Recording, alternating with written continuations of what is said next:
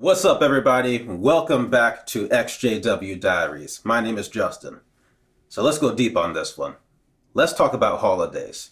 Because right now, we are about a few weeks away, at least at the time of this recording, from one of the world's biggest holidays of the year, which is Christmas. Every grocery store is blasting Christmas music through their speakers all day long. Every cafe is serving eggnog lattes, which for some reason you can only get during this time of year.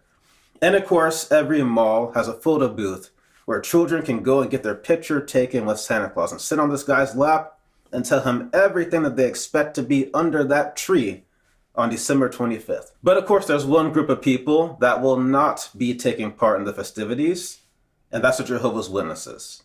Because as Jehovah's Witnesses, we were not allowed to celebrate Christmas or Easter, Thanksgiving, our own birthday. In fact, as witnesses, we weren't even allowed to celebrate the day that we got baptized. The only annual celebrations that we were allowed to have as witnesses were wedding anniversaries and the memorial. And that's it. A lot of the Jehovah's Witnesses that I knew found this time of year to be very, very annoying. But the question is, are Jehovah's Witnesses right about holidays? I mean, they definitely use the fact that they don't celebrate holidays as a way to show that they are no part of the world. And then they use that fact to try to prove that they are the truth. But when you really dig into these holiday policies, does it really make sense when you actually dig below the surface? Let's find out. So let's just start at the base. When you ask a Jehovah's Witness, why do you not celebrate holidays? Usually the answer will be something about holidays having pagan origins. And that's where the discussion stops, 9 times out of 10. I mean, they might go into what these pagan origins are, but they never go deeper. Because to a Jehovah's Witness, that word pagan kind of carries the same amount of weight as the word apostate. All the red lights come on. Do not proceed any further. But today we're going to proceed further. So we might as well start with that word pagan. What does that actually mean? Because back when I was a witness, I truly thought that pagans were these crazy devil-worshipping people that sacrifice cats to the full moon. I never once thought to actually look it up. So let's just do that. Let's look up what that word means, because you might be surprised. So one definition says simply spiritual beliefs and practices other than those of Judaism, Islam, or especially Christianity. Another website says, paganism is the ancestral religion of the whole of humanity.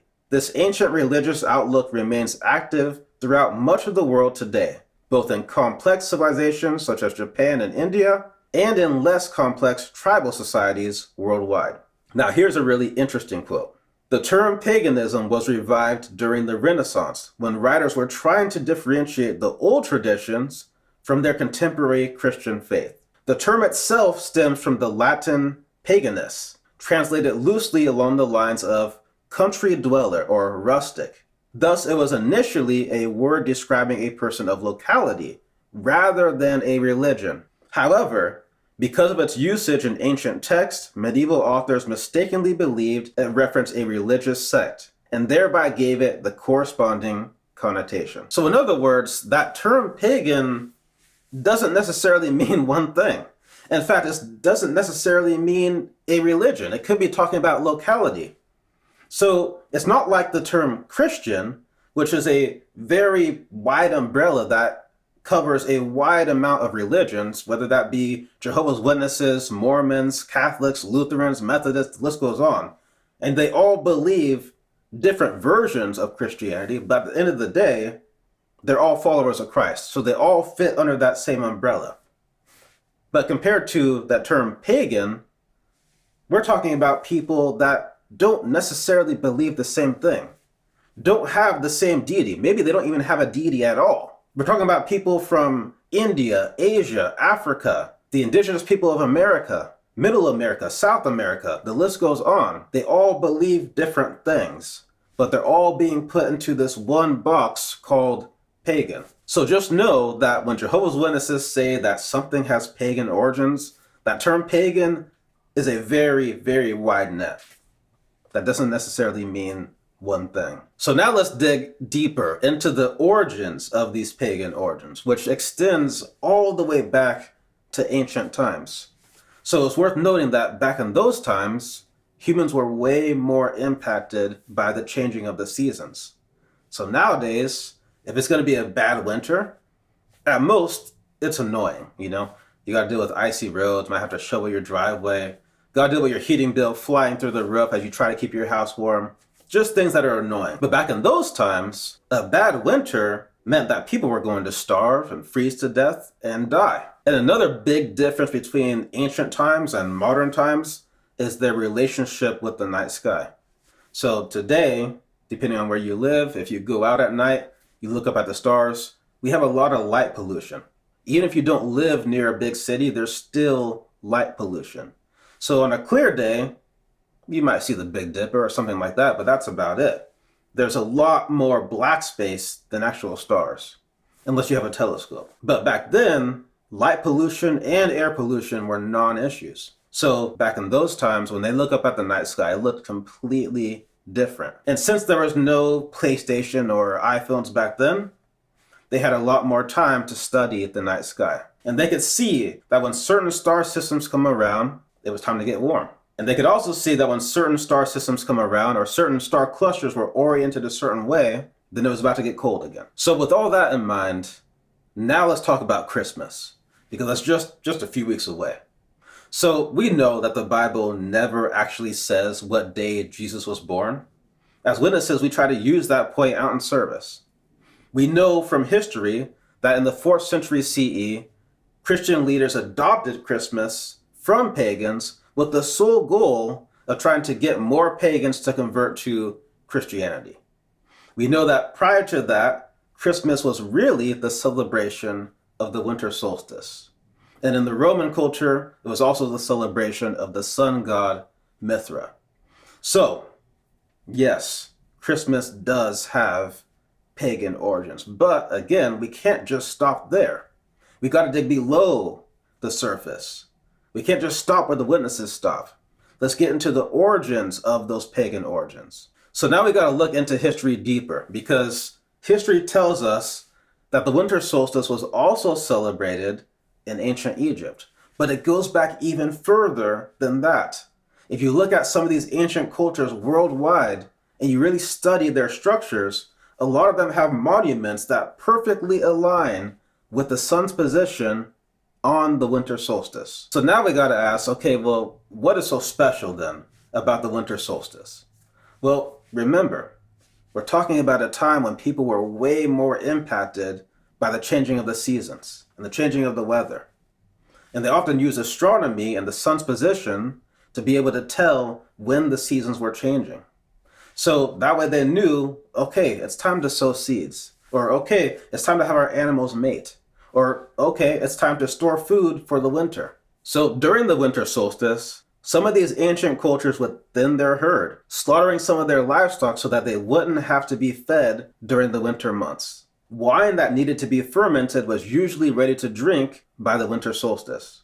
So for many cultures, the winter solstice was a chance to have one last feast and celebration before they entered into the deeper winter months, which for many cultures was a time of famine and starvation.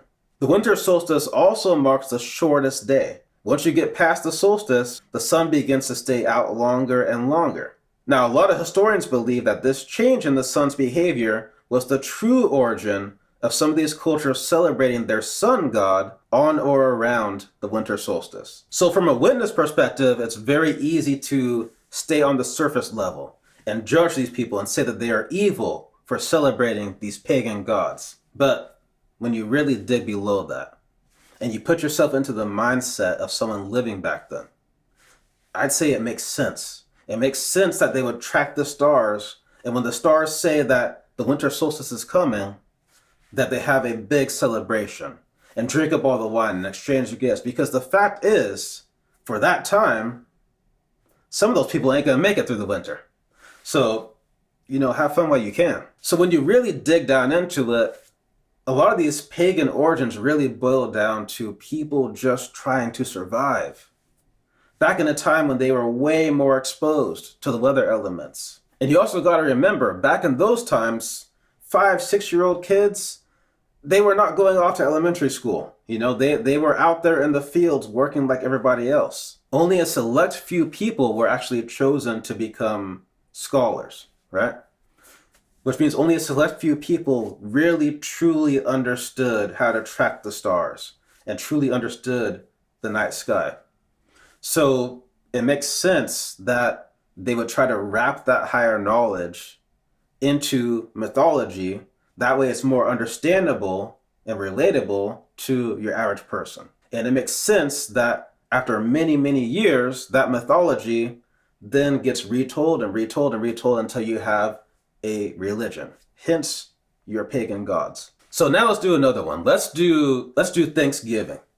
And I'm not necessarily talking about the United States Thanksgiving, because Thanksgiving is actually celebrated worldwide by many different countries, but it's all celebrated during the fall months. So much like Christmas, the true history of Thanksgiving really has to do with agriculture. It was just a day where people came together and showed thanks for the harvest of the previous year. That's it. There's no pagan gods here. There's nothing evil here. It's just people coming together in the spirit of gratitude. I don't see anything wrong with that.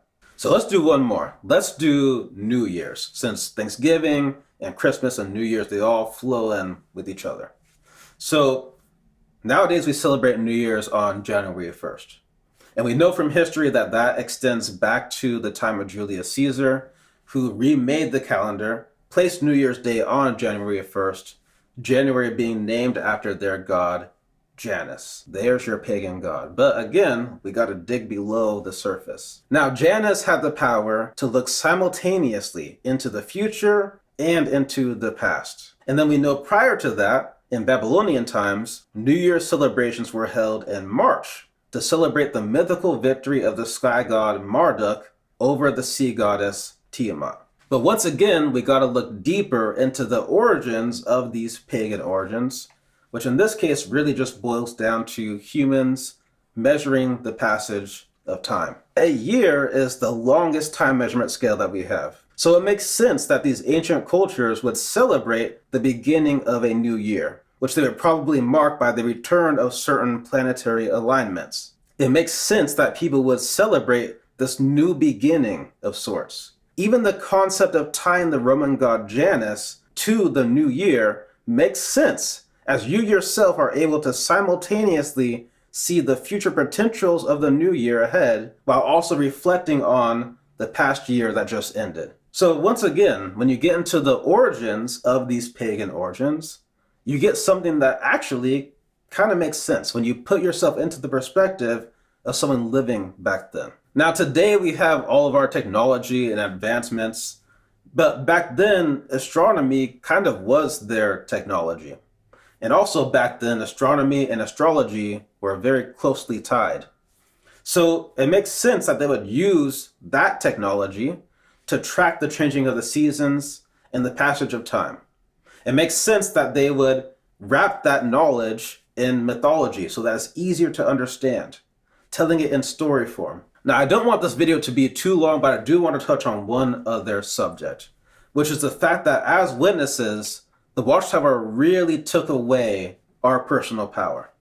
And one of the many, many ways that they did this was by taking away our power to choose intent. You see, as witnesses, if you celebrate Christmas or Easter, the Watchtower has decided for you that your intention in celebrating that would be to celebrate pagan gods. Now, this is interesting because this is actually contrary to what their own Bible teaches. And big thanks to one of my friends that watches that is a former theology professor. He knows who he is. Now, the point that he brought out that was very, very good and relates to this is in 1 Corinthians chapter 8, where a situation has come up where Paul is trying to decide whether or not true Christians should eat meat that was used for idol sacrifices. In the end, Paul's reasoning was that an idol is nothing in this world. So in other words, Paul was saying, you're bigger than that. It's a non-issue. And that's interesting because according to Watchtower standards, that meat has pagan origins. Therefore, a true Christian should not eat it. But here we see in their own Bible, Paul saying that if your intention is to use the meat as meat, it's no problem. Now, of course, the rest of that chapter goes into the whole stumbling subject, which witnesses love to talk about. That's a subject for another video. I mean, how are you going to be an adult and see somebody else do something and say, because I seen you do it, now me as an adult, it makes me want to do it now. Come on. Come on now. So now that you're out of the witnesses, now you have the freedom to choose intent for yourself. Now, typically, I don't talk about my own beliefs on this channel just because I don't want to influence anybody either way. But in this case, I use myself as an example. So in my case, I do choose to celebrate Christmas because my intention is simply to hang out with my family and eat some good food and have fun and see people that I don't often get to see and be able to physically, in the form of a gift, show my appreciation to people that I love. That's it. My intention has nothing to do with winter solstice or pagan gods or none of that. It's simply about family. In my case, I do choose to celebrate Thanksgiving because my intention is to once again be able to hang out with my family, see people that I don't often get to see, and eat some good food. That's it. And in the case of Thanksgiving, I actually do appreciate the true origins of Thanksgiving, which is all about people coming together in the spirit of gratitude. I can dig that. Now, Jehovah's Witnesses say, well, you should be thankful every day. But I say, well, what's wrong with having a day that is there to remind you to specifically have the intention on that day to come together and be thankful? In my case, I do choose to celebrate days like Mother's Day and Father's Day because I have the intention on that day of showing honor to my parents. Now, the Jehovah's Witnesses say that all honor should go to Jehovah. But their own Bible says, honor your mother and your father. And Jehovah's Witnesses also say that you should show appreciation to your parents every day, not just on a specific day. To that I say, be realistic. Life happens. You have a job. People have kids. The attention shifts. People move. Whatever the case is, I don't see anything wrong with having a day on the calendar that specifically reminds me on that day to have the intention to do something cool for my parents. I don't see anything wrong with that. So I could go on and on and on, but the point is, we got to ask the question, are Jehovah's Witnesses really right about holidays? And to that, I would say yes and no. Yes, in that it is true. A lot of holidays do have pagan origins. They're right about that. But no, in that is not a good enough reason on its own to completely ban your people from celebrating any holidays with their families. Because when you dig below those pagan origins, there are no pagan gods there. There's no spiritism at all, in fact.